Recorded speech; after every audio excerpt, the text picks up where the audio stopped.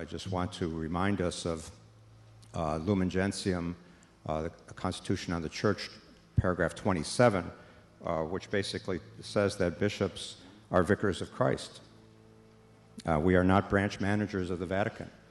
And I'll quote, "Bishops, as vicars and ambassadors of Christ, govern the particular churches entrusted to them by their counsel, exhortations, example, and sacred power.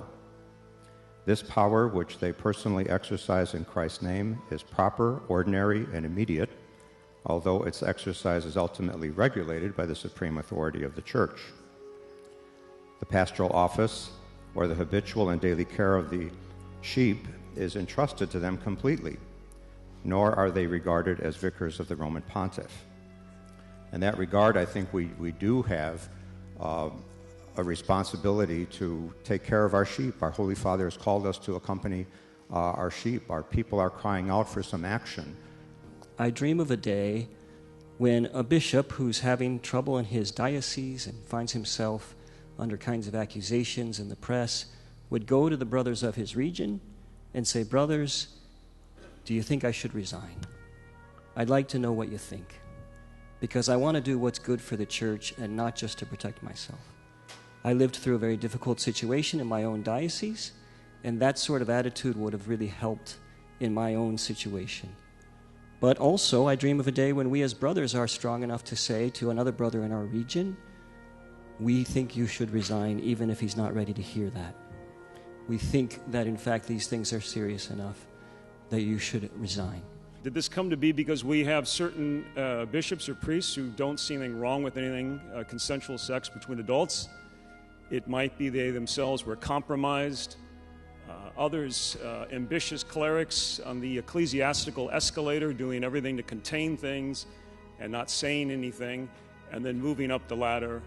And then maybe, sadly, the realization that some who were involved in this didn't think anything really, what did it do with my vocation? And the final point is our concern with parents, those good faith-filled families that continue to encourage their sons and daughters to priestly and religious vocations.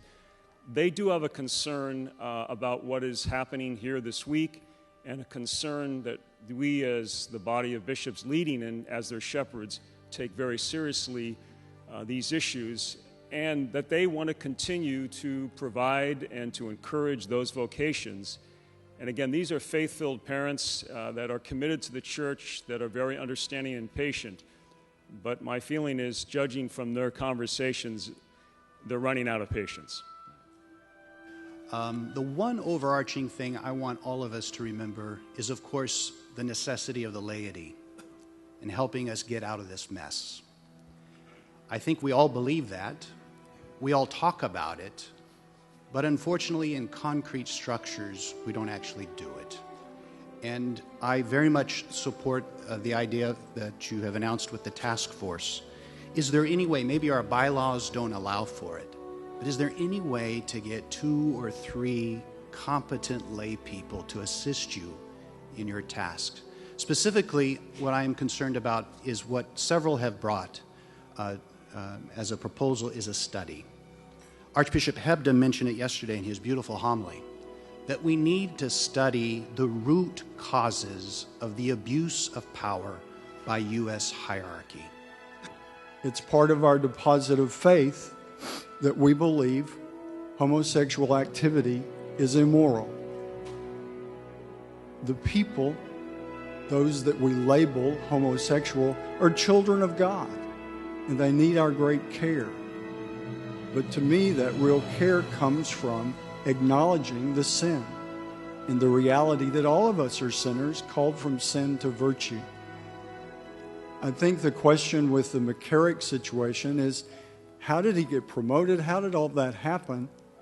If we really all are of one mind that this is wrong and sinful.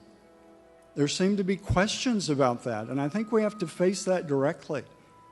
Do we believe the doctrine of the church or not? There's a priest that travels around now basically saying that he doesn't, and he seems to be very well promoted in various places. Brothers, I think part of the fraternal correction or the fraternal support we offer each other is to say, can that be presented in our diocese? That same-sex marriage is just fine, and the church will one day grow to understand that. That's not what we teach, and I think we really have to ask those serious questions. Condemning no one.